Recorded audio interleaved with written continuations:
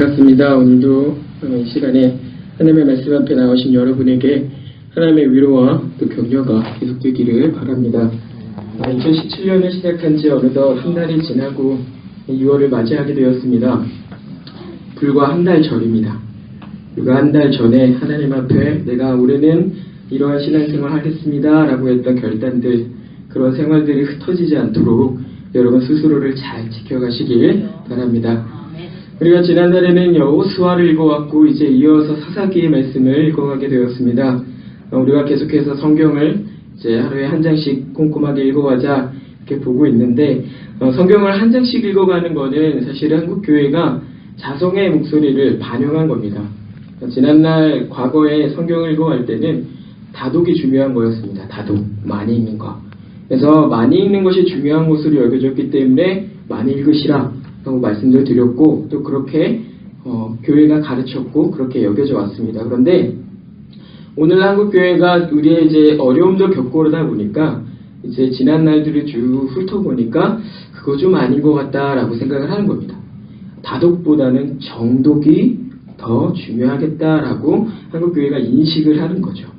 왜냐하면 다독을 하다 보니까 어떤 사람들은 그냥 읽기에만 치중하는 겁니다. 그래서 거기에 나와 있는 하나님의 말씀, 그걸 보면서 하나님의 뜻이 무엇인지, 하나님의 마음이 무엇인지 거기에 대해서 깊게 고민하지 않습니다. 그냥 어떤 한 권의 소설책을, 좋은 소설책을 여러 번 반복해서 읽는 것처럼 그렇게 보는 경우들도 있고, 또 읽기는 읽었으나 머리에 남지 않고 그냥 지나간 겁니다. 내 머리에 남는 건 내가 몇 번 읽었다 이것 말고 그 안에 기록된 건 없죠. 난 10번 읽었다. 근데 그 안에 머리에, 마음에 새겨진 말씀들이 그렇게 많지가 않다. 한국교회가 그런 문제들이 있다 보니까 이것만 문제가 아니고 반대로는 내가 성경을 많이 읽었기 때문에 나는 이 하나님의 말씀에 통달했다라고 하는 교만에 빠지는 사람들도 있습니다. 그러다 보니까 한국교회가 그건 좀 잘못된 것 같다. 많이 읽는 게 중요한 게 아니고 정독, 하나님의 말씀을 꼼꼼하게, 하나님의 말씀을 좀 더 자세하게 읽어가는 게 좋겠다라고 해서 성경을 한 장씩 한 장씩 하루에 늦추지도 말고 꼼꼼하게 읽어가는 겁니다.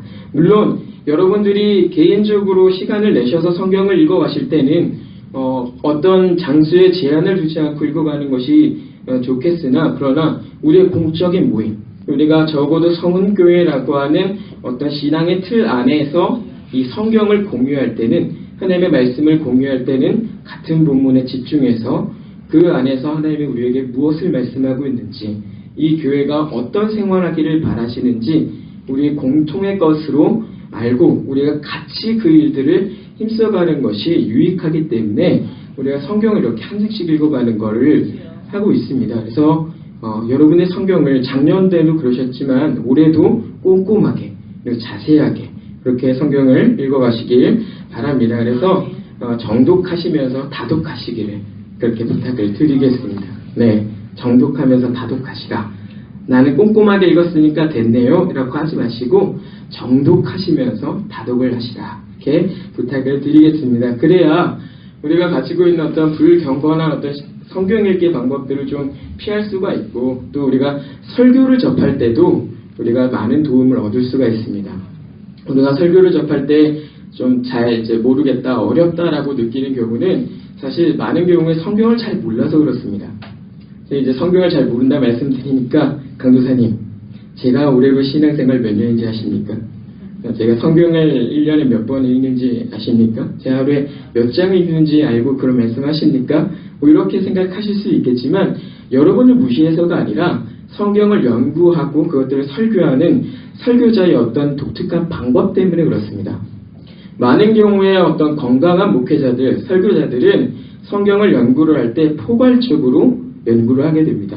예를 들어서 어떤 본문이 있으면, 설교를 할 본문이 정해져 있으면 적어도 그 앞뒤 구절, 그리고 그 앞뒤 장들, 그리고 그 안이 그 본문이 포함하고 있는 전체의 이해 속에서, 예를 들면 오늘 본문은 이제 사사기니까 사사기 전체의 이해 속에서 이 본문을 연구를 하고, 또 이 사사기가 구약 성경 가운데는 역사서로 분류가 되기 때문에 역사서 전체에서 구약 성경 가운데 역사서로 분류가 되는 구약 성경들 중에 그것들 중에 이 사사기를 또 같이 조명을 해서 보고, 더 나아가서는 구약 전체를 통틀어서 이 말씀을 조명을 하고, 조금 더 나아가서는 신약과 함께 성경 전체로 이 하나의 본문을 조명하는 겁니다.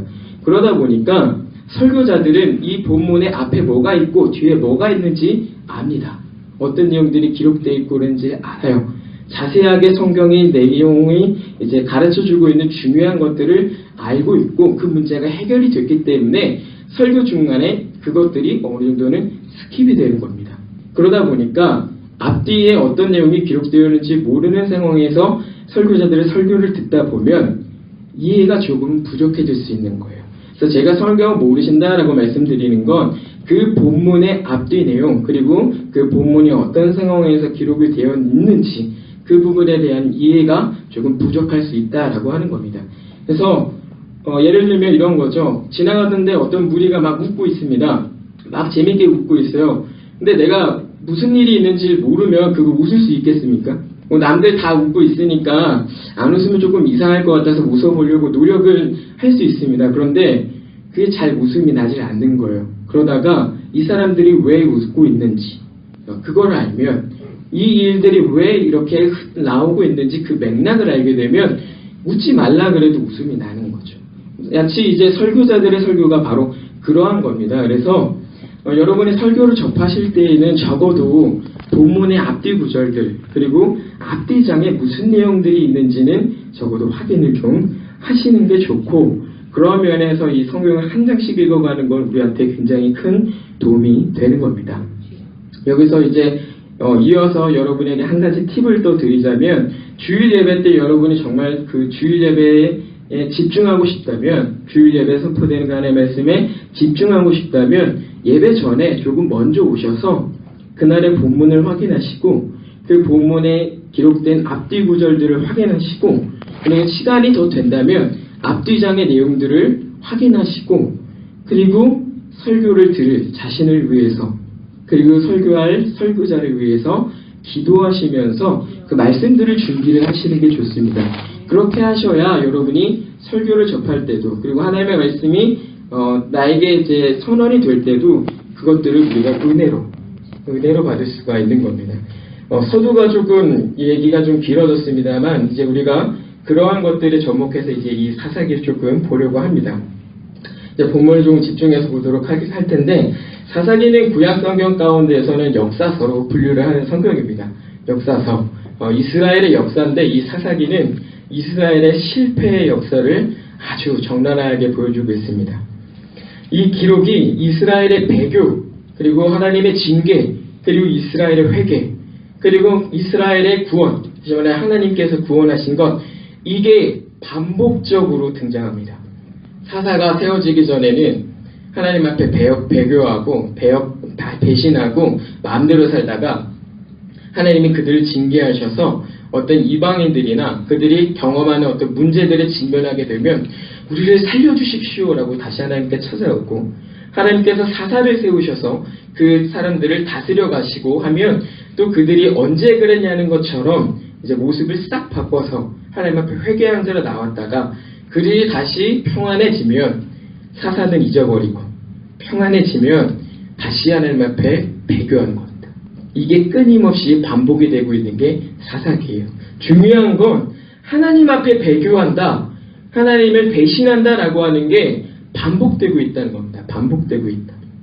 그와 동시에 이 사사기에는 다양한 사사들이 등장을 하는데, 이 사사기의 마지막 기록에서 더 강조되고 나오고 있는 것은 그때의 왕이 없었으므로 자기 소견에 오른 대로 행하였더라. 이 말씀과 함께 질문을 던지는 겁니다. 과연 누가 우리의 지도자냐? 과연 우리의 왕은 누구시냐라고 하는 질문을 이 사사기가 던져주고, 이 사사기의 구조와 사사기의 말씀들을 통해서 하나님만이 우리의 왕이시고, 우리가 그 왕의 통치를 벗어나면 우리가 그 왕을 배신할 수밖에 없다, 우리가 하나님을 배신할 수밖에 없다라고 하는 정답을 우리에게 이 사사기가 가르쳐 주는 겁니다. 오늘 본문에서도 이러한 사사기의 내용들이 잘 드러나고 있습니다. 특히 이스라엘의 배교라고 하는 것이 잘 드러나고 있습니다. 근데 이 본문을 보시면 여러분 은혜가 되십니까? 참 제가 고민을 많이 했습니다. 수요일에 이 본문으로 설교를 하는 게 과연 적절할까? 그렇죠. 여러분에게 힘이 되는 말씀들을 좀 전해드리고 싶고, 또 하나님이 여러분을 얼마나 사랑하시는지를 좀 보여드리고 싶고, 그런데 이 본문을 읽어가는 우리의 순간들 속에서 이게 과연 적절할까 고민을 많이 했습니다. 은혜가 되십니까? 은혜가 되십니까? 혹시 이 본문 가운데 어떤 밑줄이 그어져 있거나 형광펜으로 표시가 되어 있으신 분 혹시 계십니까? 대부분의 경우에 제가 이런 본문들을 중심으로 해서 확인해 보면 밑줄이 형광펜 표시가 없어요. 많은 경우에 그렇습니다. 우리가 성경을 볼 때 하나님께서 내가 너에게 복을 주겠다. 내가 너희와 함께하겠다. 너희가 만살 형통할 것이다. 이런 데가 있으면 밑줄도 누가 시키지 않아도 밑줄도 긋고 형광펜으로 칠하고 덧칠하고 때로는 별표로 그림도 그려놓고 암송도 하고 그렇죠. 그런데 이런 본문 앞에서는 그런 게 잘 있지가 않아요. 하나님께서 복을 약속하시는 그런 본문들을 보면서 내가 다른 사람 아닙니다. 내가 아브라함과 같이 이삭과 야곱과 같이 모세와 다윗과 솔로몬과 같이 유업과 같이 여호수아와 갈렙과 같이 하나님께서 내게 주시는 그 복 내가 받는다. 내게 주시옵소서. 그렇게 잘하는데 이런 본문들 앞에서 작아지죠. 이런 본문들을 보면서 하나님 맞습니다. 내가 이런 패역한 자들과 다를 바가 아무것도 없습니다. 내가 하나님 앞에 주인이지만 그래서 내가 하나님 앞에 살아갈 수가 없지만 그러나 하나님의 은혜로 삽니다. 이 본문들을 보면서 그렇게 고백하는 경우 그렇게 많지가 않습니다. 안타까운 일이죠. 그러나 틀림없이 이 말씀도 하나님의 말씀인 것입니다.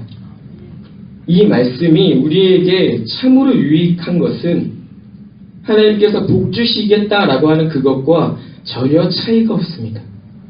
하나님께서 복 주시겠다 말씀하시는 그러한 본문도 그리고 하나님의 징계가 나타나 있는 이 암울해 보이는 이러한 본문도 우리에게 모두가 다 유익한 겁니다.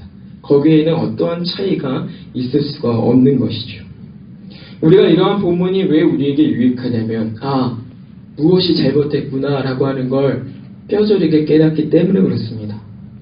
내가 하나님 앞에서 어떻게 행동하는 것이 잘못된 것이구나 라고 하는 걸 이러한 본문들만큼이나 확실하게 알 수 있는 게 없습니다. 언제든 넘어질 수 있는 거구나. 내가 주의해야겠구나. 하나님께서 또다시 기회를 주시는구나. 내가 회개해야겠구나. 이러한 본문들을 보면서 지난날의 신앙생활도 점검해 가는 거죠. 내가 혹시 이러한 모습과 같이 하나님을 섬겨 살아왔던 것은 아닌가? 이것이 이러한 본문들, 적나라한 실패를 보여주고 있지만 하나님의 말씀으로 우리에게 주어진 이유입니다. 무엇이 하나님의 길인지 더 밝히 보여주시려고. 뭐가 잘못되는지 우리가 알아야 하기 때문에 비록 실패의 역사고 부끄러운 역사고 하나님 앞에 감출 수 있으면 감추고 싶은 우리 선대의 모습이지만 그러나 이것들이 명확하게 적나라하게 드러났다라고 하는 것 우리에게 무엇이 잘못됐는지 확실하게 알게 하시려고 하나님께서 이 말씀들 우리에게 기록하게 하신 거죠. 보게 하신 거죠. 오늘 본문에서는 그러한 부분들이 더 잘 드러나는 겁니다. 특별히 오늘 본문에서는 이스라엘의 우매함과 하나님의 지혜라고 하는 것이 너무나 선명하게 드러납니다. 그것들이 드러나면서 우리가 하나님 앞에 잘못하고 있는 것들이 뭔지 이런 내용들을 더 잘 가르쳐 주는 것이죠. 자, 사사기 1장 그 시작을 보시면 지난날 읽었던 여호수아의 기록을 다시 이렇게 쭉 서술해 주고 있는 그런 모습입니다. 여호수아의 마지막을 아주 잘 정리해 주고 있죠. 그리고 2장에서는 이제 이러한 여호수아의 끝이 나고 여호수아와의 그 시대들이 끝이 나고 이제 본격적으로 사사의 시대에 접어들고 있음을 보여줍니다. 1장에서도 여호수아의 죽음이 나오고 있고 2장에서도 여호수아의 죽음이 나오고 있는데 1장에서는 이제 여호수아와 이 사사 시대가 다르지 않고 그대로 이어져 오고 있다는 걸 가르쳐주고 있으면 이 2장의 여호수아의 죽음 이후에는 사사가 왜 필요한지, 왜 사사시대가 있었는지에 대한 그런 부분들을 더 잘 보여주는 것이죠. 자, 그런데 주목해서 볼 것은 여호수아 이후에 하나님께서 특정인을 지명하셔서 이스라엘에게 지도자를 세우지 않았다는 겁니다. 인물이 없어서 그랬을까요? 모세와 같은 사람, 여호수아 같은 사람, 하나님이 찾지 못하셔서 그래서 그런 것일까요? 그런데 우리가 이 성경을 좀 읽어가다 보면 그렇지 않다라고 하는 결론을 얻게 됩니다. 사람이 없어서 지도자를 세운 게 아니라 그 지도자를 세울 필요가 없어서 하나님께서 주지 않으신 거죠.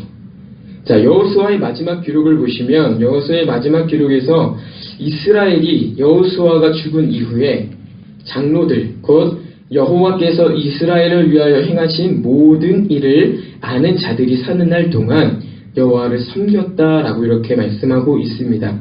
자, 여기서 말하는 장로들은 여호수아와 함께 싸워왔던 이스라엘의 각 지파에서 선출된 대표들입니다. 각 지파의 대표들, 그리고 여호수아를 도와서 이스라엘의 어떤 조직들을 가지고 군대들을 가지고 그들을 이끌고 영적인 전투들, 그리고 이방인과의 싸움들을 했던 전사들, 그런 사람들을 말하는데, 다시 말씀드리면 이제 여호수아에게 맡겨졌던 이스라엘의 지도력이라고 하는 것, 지도자로서의 그의 능력이라고 하는 것이 이제는 이스라엘의 각 지파에게 퍼져간 겁니다. 여호수아가 죽고 난 이후에 여호수아의 지도력이라고 하는 것이 또 다른 사람에게 계승된 것이 아니라 이스라엘의 각 지파에게 동일하게 퍼져간 거예요. 지도력이라고 하는 것이 한 사람에게 있었다면 이제 이것이 넓게 펼쳐가는 겁니다. 그런데 왜 이렇게 됐는가 살펴보면 모세 언약을 생각해 보시면 되네요. 모세 언약. 하나님께서 모세와 언약을 맺으실 때 뭐라 말씀하시냐면 이스라엘이 하나님 앞에 제사장 나라가 될 것이고 거룩한 백성이 될 것이다 라고 말씀을 하십니다. 그게 모세 언약입니다. 모세와 하나님이 맺으셨던 언약의 중요한 내용이죠. 이 언약이, 이 하나님의 말씀이 이스라엘의 지도력이 이제 각 지파에게 퍼져가는 것으로서 성취가 되는 겁니다. 그게 어느 정도 가시적으로 드러나는 겁니다. 모세와 맺으셨던 제사장 나라가 될 거야, 너희는 나의 거룩한 나라가 될 거야 라고 하는 그 언약이, 그 약속이 이제 어느 정도 가시적으로 드러나게 된 것이죠. 특히 신약성경 베드로전서 이제 2장을 보시면 이러한 말씀들이 모세 언약이 이제 인용이 되면서 말씀을 하는데 이렇게 표현합니다.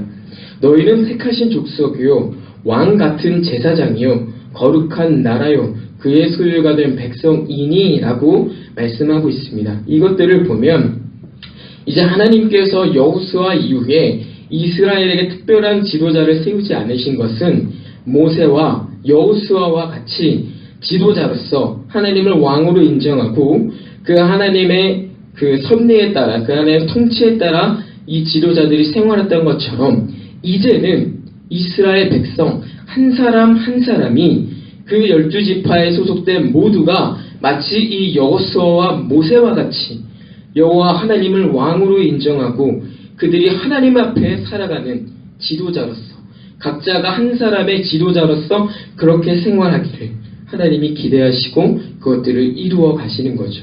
그래서 사실은 하나님 편에서는 더 이상 어떤 특정한 지도자가 필요치 않은 겁니다. 왜냐하면 이스라엘 전부가 사실은 하나님 앞에 그런 훌륭한 지도자여야 했기 때문에 그렇습니다. 말씀을 알고 하나님을 가까이 하고 하나님 앞에 나와서 믿음으로 싸울 줄 알고 하나님께 뜻을 구할 줄 알고 하나님 앞에 겸손하게 생활할 줄 아는 그 지도자와 같은 모습, 그것이 사실은 이스라엘 각 사람들에게 모두에게 드러나야 했다라고 하는 거죠. 그런데 어떻습니까? 이후에 누가 나타납니까? 사사가 세워집니다. 사사가. 결국엔 사사가 세워지게 되는데 그 원인이 우리가 읽은 이 본문에 잘 나타나는 겁니다. 바로 이스라엘이 하나님의 기대와는 상관없이 살았다라고 하는 겁니다. 하나님의 그러한 기대, 모세와 맺으셨던 그 언약들과는 전혀 다르게 이스라엘이 살아가는 거예요. 하나님께서 기도하시는 그 생활에 이스라엘이 철저하게 실패한 겁니다. 그래서 하나님께서는 그들을 그냥 두실 수가 없었어요. 그래서 사사라고 하는 특별한 지도자들을 이 교회, 당시의 구약의 교회죠. 이 교회에 주시기로 한 겁니다. 이스라엘이 필요해서 세워진 거고 하나님이 그들을 도우실 목적으로 이 사사들을 세워 가신 거죠.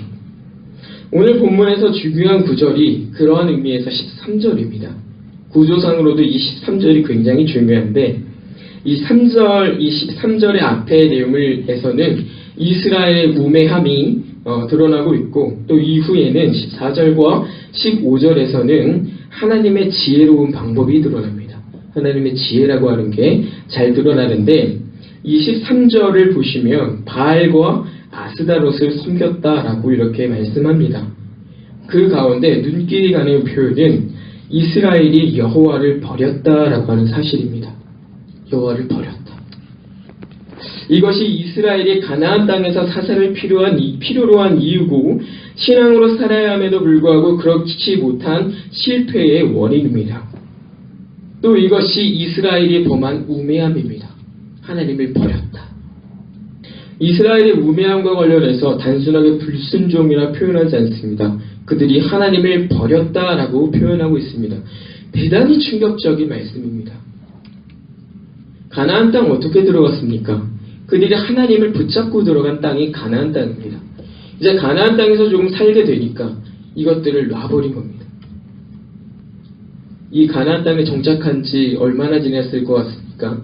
한 100년은 지났을까요? 아니요. 100년도 채 안 된 시간 동안 그렇게 짧은 순간에 이스라엘이 하나님을 잊어버린 겁니다. 바알과 아스다롯은 알고 계시겠습니다만 풍요를 상징하는 가나안 땅의 우상입니다. 그리고 대단히 음란한 제사법을 가지고 있는 우상들입니다. 가나안 땅의 문화에서 이 바알과 아스다롯은 동침하는 존재로 인식이 됩니다. 바알은 남성, 아스다롯은 여성으로서 이 두 우상이 동침하면 비가 많이 내려서 풍요하게 된다라고 하는 것이 이 바알과 아스다롯을 섬기는 사람들이 가지고 있는 생각입니다. 당시의 생각이에요. 풍요의 상징입니다. 그러다 보니까 이 바알과 아스다롯을 우상 숭배할 때 그들에게 제사할 때 굉장히 문란한 제사법이 하나가 있는데 그게 뭐냐면 문란한 성관계입니다. 제단에서 사제라고 불리는 그 사람들과 많은 사람들이 뒤섞여서 너나 할 것 없이 문란하게 성관계를 하고 그것들로 바알과 아스다롯을 자극하는 겁니다. 그러면 바알과 아스다롯이 그것에서 힘을 얻어서 더 많은 동침과 함께 이 백성들에게 비와 풍요로운 것들을 줄 거다라고 이 사람들이 생각을 하는 거죠. 바알과 아스다롯이 그러한 신들입니다. 그러한 우상들입니다. 그래서 성경이 그들을 이 우상을 표현할 때 음란하다라고 하는 건 이러한 제사법도 갖고 있었기 때문입니다. 대단히 음란한 겁니다. 그런데 누가 지금 그거 하고 있습니까? 이스라엘이 거기에 빠져 있다 이겁니다.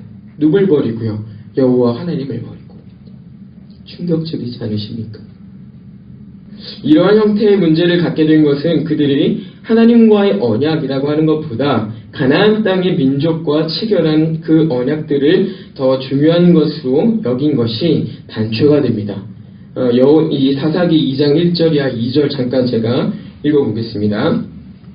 여호와의 사자가 길갈에서부터 복임으로 올라와 말하되 내가 너희를 애굽에서 올라오게 하여 내가 너희의 조상들에게 맹세한 땅으로 들어가게 하였으며 또 내가 이르기를 내가 너희와 함께한 언약을 영원히 어기지 아니하리라니 너희는 이 땅의 주민과 언약을 맺지 말며 그들의 제단을 헐라하였거늘 너희가 내 목소리를 듣지 아니하였으니 어찌하여 그리하였느냐. 하나님과의 언약은 뒤로 하고 그 가나안 땅에 살고 있는 사람들과 맺은 언약을 중요한 것으로 여기고 살아가는 겁니다. 이스라엘 백성이 하나님과의 관계를 뒤로하고 그들이 직면한 현실들과 타협하고 있는 겁니다. 하나님의 백성이라고 하는 이스라엘이 하나님의 언약이라고 하는 것보다 하나님의 말씀보다 당장 직면한 현실에 그 마음을 뺏기고 있는 것입니다. 이게 문제인 겁니다. 이게 어디까지 이어졌습니까? 우상숭배까지 이어졌습니다. 본래 신앙이라고 하는 것은 우리 생활과 분리가 될 수 없습니다. 그래서 주일 생활과 여러분의 6일의 생활은 똑같아야 됩니다. 주일에는 조금 더 거룩하고 조금 더 침착하고 그런 게 아니라 다른 6날과 다른 그 날들이 동일해야 됩니다. 하나님 앞에서 생활하는 것이기 때문에 일주일에 한번 성경책 펴놓고 하는 게 아니라 모든 날들이 하나님 앞에서 그러한 삶으로 살아야 합니다. 신앙은 그래서 가장 단순하게 말을 하자면 하나님께 대한 바른 태도와 관계라고 말씀드릴 수 있습니다. 하나님께 대한 바른 태도와 관계, 그게 신앙입니다.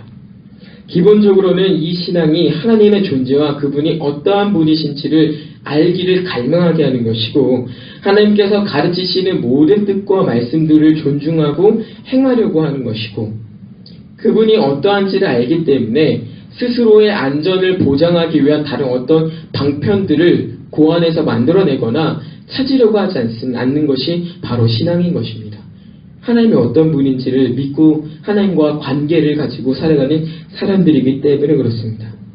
그래서 다른 것들을 필요로 하는 게 아니라 오히려 하나님께서 전적으로 우리에게 주시는 은혜들을 알고 그것들을 고백하고 하나님께만 전적인 신뢰와 전적으로 하나님만 의지합니다 라고 하는 그 생활을 하는 것이 바로 신앙을 가진 사람들의 특징인데, 오늘 이 본문의 기록을 보면 그렇지가 않은 것이죠. 실제로 본문의 기록에 앞서서 보면 이제 이스라엘이 가나안 땅을 완전히 정복하지 못한 것으로 이렇게 묘사가 되고 있는 걸 우리가 확인할 수 있습니다. 모든 지파가 모든 민족을 쫓아내지 못했습니다. 그들 안에 이방 민족들을 남겨두었죠. 특히 1장 19절 보시면 아시겠습니다만 하나님께서 유다 지파와 함께 하셨다 이런 말씀인데도 불구하고 철병거가 두려워서 그들을 내쫓지 않았다라고 하는 기록이 함께 드러납니다. 하나님이 함께 하셨음에도 철병거가 두려운 것이죠.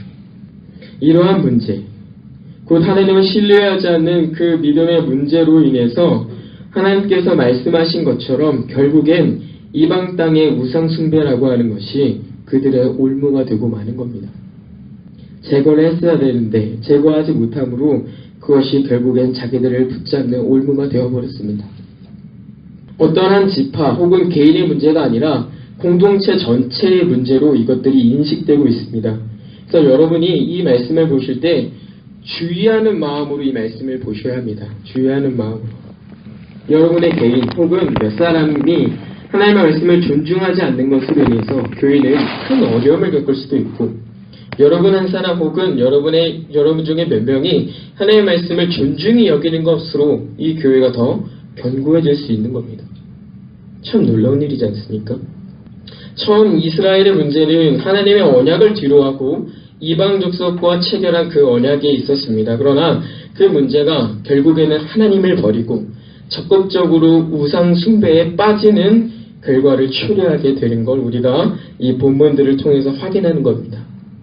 이러한 면에서 우리가 경험하는 신앙의 문제들, 많은 경우에 우리의 신앙과 우리의 생활이라고 하는 것이 일치하지 않기 때문인 것을 우리가 알아야 됩니다. 신앙 따로, 생활 따로이기 때문에 신앙에 문제가 나는 거죠.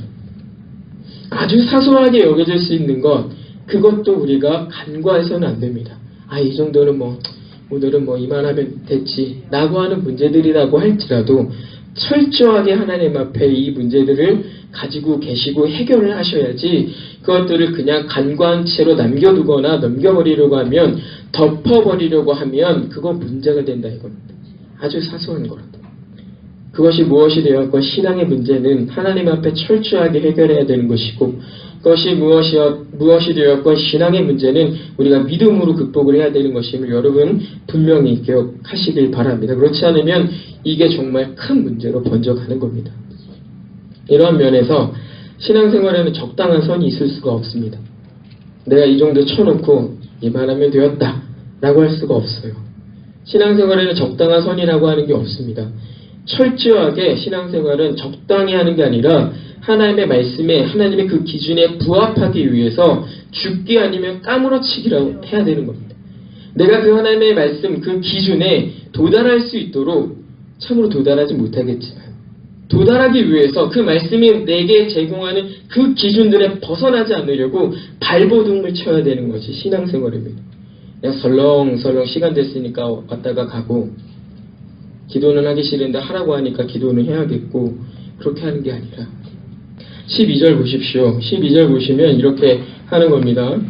그들의 주위에 있는 백성의 신들을 따라 똑같이 우상 숭배하는 이스라엘의 모습을 볼 수 있는 거죠. 주위에서 그렇게 하니까 이스라엘이 그것 따라 사는 겁니다. 그렇게 하면 안 된다 이겁니다. 주위에서 이렇게 하니까 우리도 그렇게 해야 된다. 그게 아니라 이겁니다. 신앙생활은 때로는 남들이 하는 일이지만 그러나 하나님의 말씀이기 때문에 나는 그 일을 하지 않아야 되고, 남들이 하는 일이지만 남들이 하지 않는 일이지만 그러나 그것이 하나님의 말씀이기 때문에 나는 그걸 해야 되는 겁니다. 그게 신앙생활인 겁니다. 남들이 안 해요. 나도 하지 말아야지. 이게 아니라 이게 해야 되는 일이라면 하나님께서 우리에게 이 일을 해야 한다고 말씀하신다면 그 일은 기꺼이 해야 되는 것이고, 그렇지 않다 할지라도 남들이 다 하고 그거 하는 게 뭐가 문제냐라고 할지라도 그것이 하나님의 말씀이 금하고 있는 것이라면 나는 철저하게 그거 하지 말아야 된다 이겁니다. 근데 그렇게 하려면 어떻게 해야겠습니까? 어중간한 각오로는 안 되는 겁니다. 어설프게는 안 되는 거예요. 주위 사람이 놀고 한다고 뭐 달라지냐? 비웃고 그래도 그거 감수할 수 있어야 되는 거죠. 신앙생활은 그렇게 해야 되는 겁니다. 적당한 타협과 양보, 이 정도 하면 내가 좀 덜 민망하겠지라고 하는 거, 그 정도로 우리가 해서는 안 되는 것이 신앙생활이다 이겁니다. 근데 이스라엘은 실패했다. 우리가 읽은 본문의 마지막 부분을 보면 하나님께서 이스라엘을 버리심으로 인하여 이스라엘이 겪게 되는 비참한 모습을 잘 드러내 줍니다. 그러나 여기에 하나님의 지혜가 있음이 틀림이 없습니다. 참 비참한 부분인데 이 하나님의 징계에 하나님의 지혜가 틀림없이 나타나는 겁니다. 자, 하나님께서 이제 이스라엘을 어떻게 징계하십니까? 보면 이스라엘을 노력하는 자의 손에 넘기시고 주위의 모든 대적의 손에 팔아 넘기시고 그들이 어디로 가든지 재앙을 내리셨다 이렇게 말씀합니다. 참 두려운 일입니다. 아멘으로 화답하기가 참 그렇죠. 잘 되지 않는 그런 본문입니다만 하나님께서 이스라엘을 이와 같이 징계하신 이유를 알면 이 부분이 아멘입니다. 왜 하나님께서 이와 같이 징계를 하셨는가? 그것은 이스라엘이 하나님을 그와 같이 섬겼기 때문입니다.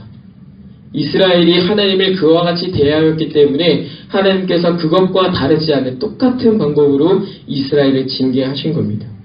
여기 본문에서 이스라엘이 하나님을 버리셨다, 하나님을 버렸다라고 할 때 사용된 히브리어 단어는 스스로 떠났다라고 하는 의미를 갖는 단어입니다. 누가 쫓아낸 게 아닙니다. 스스로가 떠난 거예요. 그들이 하나님을 버린 게 아닙니다. 그들은 하나님을 버릴 수가 없는 사람들이에요. 여기서 버렸다라고 하는 의미는 그들 스스로가 하나님을 떠났다라고 하는 의미입니다. 하나님을 버린 그것들은 그들이 하나님을 떠났다라고 하는 결론이기 때문에 이 행동은 그들의 풍요로움을 위한 것이었습니다. 그들이 하나님을 떠난 이유는 하나님을 버렸다라고 하는 표현하는 것은 그들의 풍요로움을 위한 것이었어요. 더 잘 먹고 잘 살기 위해서 바알과 아스다롯을 대신하여 섬겼다 이겁니다. 하나님께서는 그 풍요로움을 빼앗으신 겁니다. 하나님께서는 그 풍요로움을 쫓아 자기를 떠난 사람들을 그대로 방치해 두신 겁니다. 그들에게 풍요를 빼앗으시고 그들에게 재앙을 주심으로써 그들이 깨닫게 하시는 겁니다. 그래? 너희가 날 떠나겠다고? 그래, 어디 한번 떠나서 살아봐라. 이스라엘은 하나님을 떠났으나 하나님은 이스라엘을 완전히 버리진 않으셨습니다. 잠깐 그들이 방종하는 대로 주시긴 했지만 그러나 하나님께서는 여전히 그들을 보고 관찰하고 계시죠. 그게 어디서 드러나는 겁니까? 사사를 세우셨다라고 하는 데서 나타나는 겁니다. 하나님은 이스라엘이 잠깐 동안 방종하는 생활을 그대로 방치하셨습니다. 왜냐하면 그들이 깨달아야 했기 때문에 그렇습니다. 하나님을 떠나 살아가는 것이 얼마나 어리석은 것인지, 그들이 하나님 앞에 어떠한 잘못을 하고 있는지 이들이 몸으로 알아야 했기에 하나님께서는 잠깐 동안 그들의 방종을 허락하셨으나 그러나 그들이 너무 괴로워하니까 하나님께서는 언제 그러냐는 듯이 사사를 슬며시 세우시고 그들을 보호하시고 대적들의 위협으로부터 벗어나게 하시고 하나님 말씀으로 살게 하시죠. 사실 이 괴로움은 이스라엘의 괴로움이라기보다 본문의 마지막에 기록되어 있는 괴로움은 이스라엘의 괴로움이라기보다 하나님이 겪으신 괴로움입니다. 하나님 편에서 이스라엘의 우상 숭배가 얼마나 괴로운 일이었는지를 드러내주는 겁니다. 이스라엘이 그들의 풍요로움을 위해서 기꺼이 하나님을 버리고 우상 숭배에 빠져 하나님을 괴롭게 하는 겁니다. 그래서 하나님께서 내가 겪는 이 괴로움 너희도 한번 당해보아라. 너희가 나의 이 괴로운 마음을 너희가 직접 겪어보아라.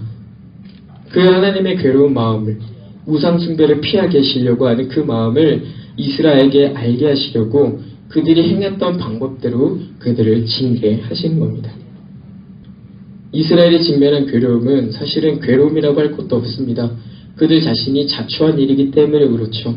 이 괴로움은 하나님이 겪는 괴로움입니다. 하나님께서는 단순히 이스라엘이 괘씸해서 그들에게 고통을 주시고자 이 일들을 이루신 것이 아닙니다. 그 사실은 이스라엘의 고통 중에 부르짖는 사사를 세우셨다는 것에서 드러난다고 제가 앞서서도 말씀을 드렸습니다. 하나님께서는 이스라엘을 돕고 싶은 겁니다. 그들이 비록 범죄하였음에도 불구하고 하나님께서는 그 어려움을 외면하고 모른 척 하셔도 아무런 문제가 없음에도 불구하고 그걸 모른 척 하지 않으십니다. 하나님이 이들을 여전히 돕고 계십니다. 돕고 싶어 하시죠. 그들을 너무나 사랑하셔서 그들을 그 품 안에 두셔야 했기에 하나님께서 이 일들을 이루어 가시는 겁니다. 이게 하나님의 마음이고 이게 이 본문 가운데 우리가 분명하게 발견해야 될 하나님의 은혜인 것이죠. 하나님은 나를 괴롭게 하는 그 우상숭배 그것들이 이제 그만 그치고 내 앞에서 제사장 나라와 거룩한 백성으로 살아가라. 이것들을 요청하고 있는 겁니다. 나를 괴롭게 하는 그 일들이 이제 그만 그치고 나를 괴롭게 하는 그 일들에서 이제 그만 돌이켜서 내가 사랑하는 나의 백성으로 돌아와라. 사랑하는 성도님들, 오늘 본문을 함께 살피면서 우리가 기억해야 될 것 몇 가지가 있습니다. 먼저는 하나님을 버리는 우매한 행동, 이것들을 보면서 믿음을 택하고 살아가는 지혜로운 자들이 되어야겠다라고 하는 겁니다. 지금 이 순간에 우리가 이 자리에 없으면 10,000원 한 장, 아니면 그거보다 더 많은 액수, 때로는 우리 개인이 누릴 수 있는 유희들 얻을 수 있을 것입니다. 우리가 이 자리에 없으면 우리가 이득이라고 여겨질 만한 것들 우리가 취할 수 있을지 모릅니다. 그런데 그건 하나님과 멀어지는 것임을 우리가 이 본문으로 확인을 해야 되는 겁니다. 내가 예배하는 것으로 인해서 때로는 포기해야 되는 것이 있다면 그것은 본래 내가 취할 것이 아니었다라고 우리가 생각을 해야 됩니다. 그건 내 욕심의 분량이었음을 우리가 인정하고 우리가 예배를 위한 삶을 살아야죠. 10,000원 한 장 더 벌지 못해서 죽는 거 아니고 내가 조금 더 쉬지 못해서 죽는 거 아니고 다만 하나님으로부터 멀어졌을 때 우리는 죽는 겁니다. 늘 조심해서 사는 지혜 있는 자들이 되어야 할 것입니다. 잠깐에 얻는 소득, 잠깐에 얻는 유희들, 우리는 잠깐 동안은 좋은 것으로, 우리가 잠깐 동안은 귀한 것으로 여겨질 수 있을지 몰라도, 그러나 그것이 오늘 이 본문에 나타난 이스라엘과 같이 우리를 하나님으로부터 멀어지게 하는 것임을 염두하시고 늘 하나님 앞에 조심하며 살아가는 우리가 됩시다. 믿음을 따라 살아가는 우리가 됩시다 라고 말씀을 드리는 겁니다. 두 번째는 이 하나님의 지혜로운 방법을 보면서 우리 자신을 좀 점검하자 이겁니다. 특별히 한국교회가 경험하고 있는 문제들 많이 있습니다만 3가지를 대표적으로 말씀드리면 재정적인 문제, 교인 수가 줄어드는 문제, 그리고 이단의 문제들이 있습니다. 우리가 이 문제들을 보면서 이 본문과 함께 살폈을 때 왜 하나님께서 이 문제들을 교회로 하여금 겪게 하시는가 이거를 생각을 해보면 사실 우리가 하나님을 위한다고 했던 일이지만 우리가 교회를 위한다고 했던 일이지만 그러나 그 일들이 하나님을 괴롭게 하는 것은 아니었을까 이 생각을 해보는 겁니다. 우리가 정말 하나님을 위한다고 교회를 위한다고 했지만 사실은 우리의 재정적인 힘을 우리의 교세를 과시하고 싶어서 그랬던 건 아닌가. 이런 반성을 해보는 것이죠. 그래서 이단들이 설 자리가 없도록 우리가 우리 자신을 더 철저하게 지키고 살아가야 됨에도 불구하고 그거 하지 않고 우리가 이단들에게 자리를 내주고 하나님께서 원하시는 것과는 조금 다른 삶을 살지 않았는가.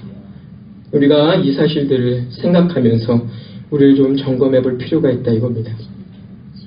그런 면에서 교회라고 하는 것은 적극적으로 하나님을 찾아야 하는 곳임을 다시 확인합니다. 이를 위해 주시는 방법들이 말씀을 듣고 배우는 것과 기도하는 것에 있습니다. 어떻게 하나님 찾으시겠습니까? 어디 가서 하나님을 발견하시겠습니까? 하나님께서는 우리가 언제나 어느 때나 어느 곳에서나 어떤 순간에도 관계없이 하나님을 찾을 수 있는 방법을 주셨죠. 그게 말씀이고 그게 기도인 것입니다. 그래서 말씀을 듣고 배우는 것만큼이나 기도 생활이 우리에게 아주 중요한 겁니다.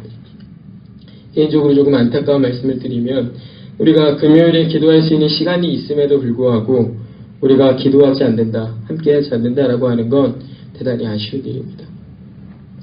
나의 실력이 없으면 인정하고 주님 주시는 믿음이 아니어서는 안 된다는 것을 인정하고 내가 하나님을 위해서 살겠다는 것을 의욕적으로 드러내는 것이 기도입니다. 기도에 그것들이 드러나는 것이에요.